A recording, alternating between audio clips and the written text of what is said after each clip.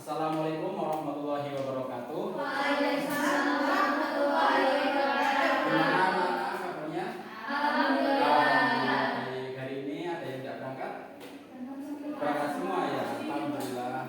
Sebelum melakukan pembelajaran pada siang hari ini, mari kita berdoa terlebih dahulu dengan berdoa di dalam hati.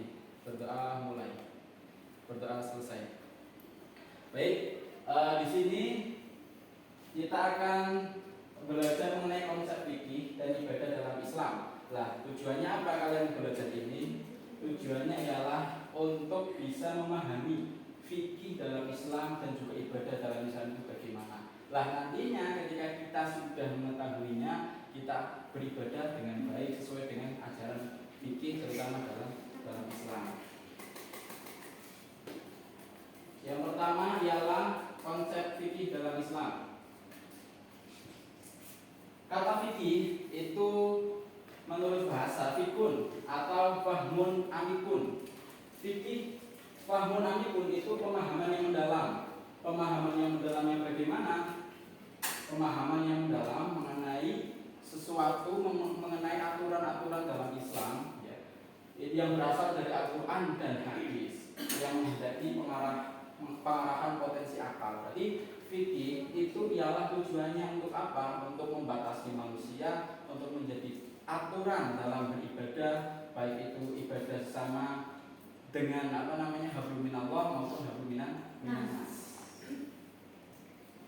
Kemudian ada ruang lingkup fikih. Apa saja sih ruang lingkup fikih itu? Ya, yang pertama ada fikih ibadah, yang kedua ada fikih muamalah. Fikih ibadah ini menjelaskan mengenai segala sesuatu yang berhubungan dengan Allah yang berkaitan dengan ibadah.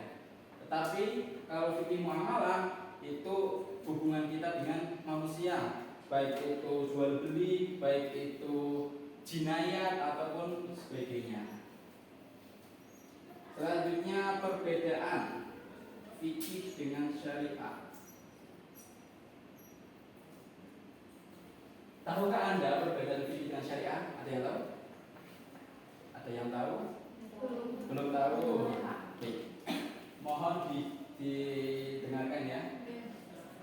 Perbedaan fikih dengan syariah. Fikih yang tadi sudah Bapak sampaikan bahwa fikih itu merupakan aturan ya, dalam kita beribadah baik kepada Allah maupun beribadah berkaitan dengan hubungan kita dengan manusia. Lah, kalau syariah ini merupakan, kalau diambil dari bahasanya, syariah adalah sumber air. Lah, kalau didefinisikan bahwa syariah ini merupakan sumber dari aturan itu sendiri. Apa? Al-Quran dan hadis. Jadi syariah ini merupakan produk dari Allah Subhanahu wa taala lewat Al-Quran dan hadis Nabi. Lah, dari Al-Quran dan hadis ini dikelotoki ataupun dipreteli ya, menghasilkan hukum-hukum yang dinamakan hukum fikih. Kemudian ibadah dan karakteristiknya. Pengertian ibadah. Ibadah menurut bahasa ada at-ta'ah, ada al-khudu, ada ad-duli, ada at-tanasuk. At-ta'ah artinya ketaatan. Bahwa dalam ibadah prinsipnya ialah kita menaati perintah Allah dan juga menjauhi larangannya. Kemudian al-khudu, tunduk, berarti semua perintah yang Allah berikan kepada kita harus dilaksanakan dengan baik. Kemudian ada al-duli, hina. Hina ini dalam ibadah maksudnya bagaimana? Kita ini hamba Allah yang hina, yang tanpa pertolongan, tanpa rahmat dari Allah kita tidak bisa apa.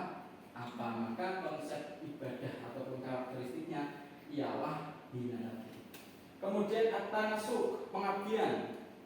Seorang hamba itu yang baik, terutama sebagai umat Islam, sebagai umat Muslim, itu harus senantiasa mengabdi. Nah, pengabdian kita itu hanya untuk Allah Subhanahu wa taala. Jadi kita beribadah itu niatkan untuk mengabdi kepada Allah. Setelah itu kita akan mempelajari mengenai dasar ibadah dalam Islam. Nah, dasar ibadah dalam Islam ini terdapat dalam Al-Quran. Tadi Al-Quran itu tempatnya apa? Bisa dinamakan apa? Syariah. Dalam Al-Quran surat Al-Baqarah ayat 56 disebutkan bahwa wa ma khalaqtul jinna wal insa illa liya'budun, yang artinya aku Allah Subhanahu wa taala itu tidak menciptakan jin dan manusia melainkan untuk beribadah kepadaku. Maka dari sini dasar ibadah dalam Islam ayat Quran surat Al-Baqarah 56 ini menjadikan bahwa yang diwajibkan itu bukan hanya manusia, tetapi jin juga diwajibkan untuk beribadah. Nah, dari dasar inilah maka diambil bagaimana cara untuk bisa beribadah dengan baik sesuai dengan Al-Quran dan hadis. Lah, maka agar sesuai ibadah itu dengan Al-Quran hadis, maka diadakan ataupun dibuat hukum fikih, dan pakar-pakarnya pun bukan orang sembarangan. Macam-macam ibadah.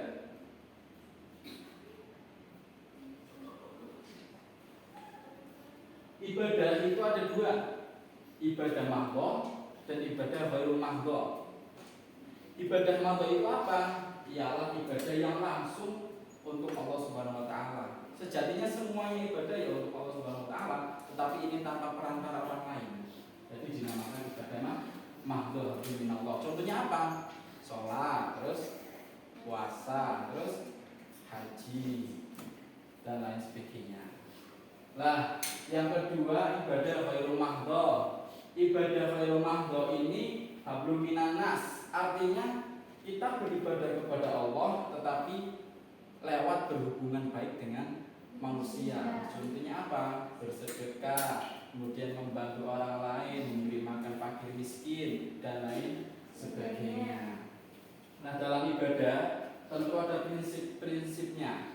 Mengapa ada prinsip-prinsipnya? Agar bisa dikatakan itu ibadah atau bukan. Nah, prinsip-prinsip ibadah dalam Islam ialah yang pertama, niat hanya kepada Allah Subhanahu wa taala. Jadi ketika kita beribadah semisal sholat, ya kita niatkan sholat hanya untuk Allah Subhanahu wa taala. Jangan sampai ketika kita sholat niatkan hanya untuk meminta sesuatu kepada orang tua. Walaupun awalnya dipaksa boleh, nggak apa-apa. Tapi ketika sudah berjalan, ya kita niatkan perbaiki niat hanya untuk Allah Subhanahu wa taala. Yang lain tolong jangan main HP ya. Masih Bapak jelasin kok mau main sendiri. Kemudian yang kedua, ibadah yang tulus kepada Allah.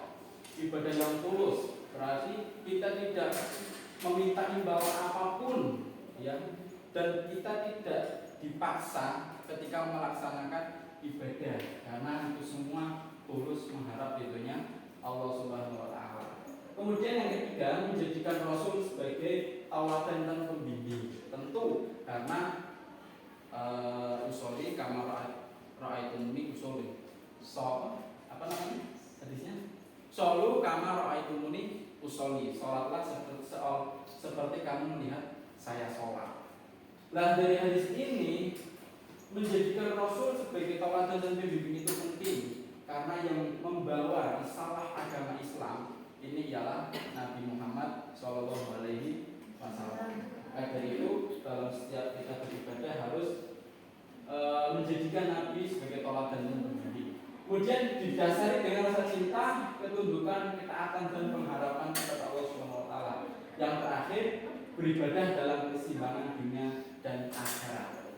Nah, beribadah dalam keseimbangan dunia akhirat ini artinya bagaimana? Bahwa ketika kita hidup di dunia, untuk menuju akhirat tentu kita jadikan dunia ini menjadi jembatan menuju ke akhirat, baik itu yang selamat atau yang tidak selamat. Maka kita pilih itu, pilih yang mana? Pasti yang ingin selamat. Nah, maka dari itu dalam beribadah pun kita disuruh untuk menyeimbangkan antara dunia dan akhirat. Bagaimana caranya? Bahwa jangan sampai 24 jam itu kita gunakan hanya beribadah dalam tanpa bersosialisasi, tanpa bekerja untuk menghidupi suami istri dan lain sebagainya. Itu tidak diperbolehkan. Yang baik bagaimana bisa memanage antara kebutuhan dunia itu seperti apa dan untuk akhirat itu seperti apa. Waktunya juga dimanage demikian rupa sehingga dapat beribadah sesuai dengan kapasitas dan berkesinambungan sehingga dapat seimbang dunia dan akhirat. Nah, karena penjelasan dari Bapak sudah semuanya Bapak sampaikan, untuk menguatkan pemikiran kalian, ini Bapak ada sedikit diskusi berkaitan dengan fikih dalam Islam. Tentu fikih yang tadi sempat Bapak sampaikan bahwa fikih itu pakar-pakarnya sangat banyak. Kenapa banyak dan juga berbeda-beda? Karena ilmu fikih itu ilmu yang kompleksitasnya tinggi. Kenapa bisa menjadi ilmu yang begitu banyak pendapat? Tentu karena dari faktor keadaan suasananya juga berbeda terhadap orang yang belajar pada saat itu bersama Kanjeng Nabi. Jadi mulai turun-turun itu mengalami perbedaan. Tapi perbedaan itu tentu didasari dengan kaidah-kaidah ataupun dasar-dasar sesuai dengan hadis ataupun dengan yang Nabi ajarkan. Nah, apa itu tugasnya Pak? Ini Bapak akan membagi 3 kelompok. Nanti mohon tulis di kertas yang akan Bapak bagikan mengenai 2 gambar tersebut. Yang pertama ada bagaimana takbiratul ihramnya Imam Madzhab, ada Imam Syafi'i, Imam Hambali, dan Imam Maliki. Kemudian ada tata cara duduk tawarruk, duduk iftirash. Ada ulama Salafi, ada Syafi'i, ada Hambali, Hanafi, Maliki, dan juga Syiah. Lah, bagaimana pendapat kalian? Nanti ditulis di kertas ini ya. Bapak bagi 3 kelompok. Kelompok 1 Mbak Nadia sama Mbak Media. Kelompok 2 sama Bisma. Kelompok 3 sisanya. Bapak beri waktu berapa? 3 menit cukup? Cukup ya. Baik, silakan ditulis.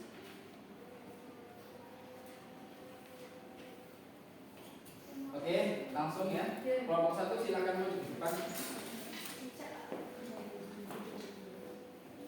Ya, langsung pendapat dari kelompok 1 bahwa perbedaan masih ada, tetapi harus disikapi dengan saling menghargai. Mereka yang mungkin dalam hal ibadah berbeda dengan kita pasti mempunyai pendapat sendiri mengapa melakukan yang demikian. Jangan saling menyalahkan apalagi membid'ahkan. Ya, terima kasih. Beri tepuk tangan. Selanjutnya kelompok 2 silakan.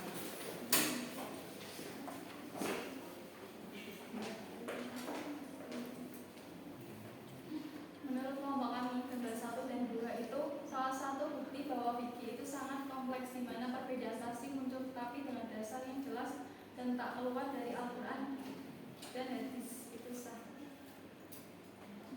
Imam Hanafi, Hambali, Syafi'i, dan Maliki itu sangat cerdas dan alim sehingga menghasilkan banyak perbedaan penafsiran. Baik, terima kasih. Tepuk tangan. Selanjutnya kelompok 3.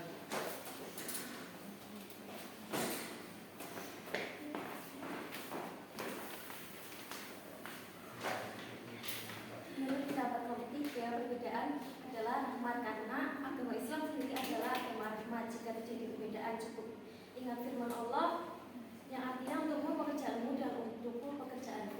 Ya, beri tepuk tangan untuk kelompok 3. Baik, karena semua kelompok sudah maju, maka perjumpaan ini telah selesai dan nanti Bapak akan memberikan tugas di buku paket yang halaman 56 itu ada latihan soal, silakan dikerjakan dan besok kita akan bahas ya. Mengerti? Mengerti Pak? Oke, siap. Untuk itu Bapak meminta maaf dan juga terima kasih kepada semuanya, kepada anak-anakku yang telah memperhatikan. Jangan lupa tugasnya ya. Iya Pak, siap Pak. Sekian, mari kita berdoa terlebih dahulu untuk menutup pembelajaran kali ini. Berdoa mulai. Berdoa selesai. Sekian dari Bapak. Assalamualaikum warahmatullahi wabarakatuh.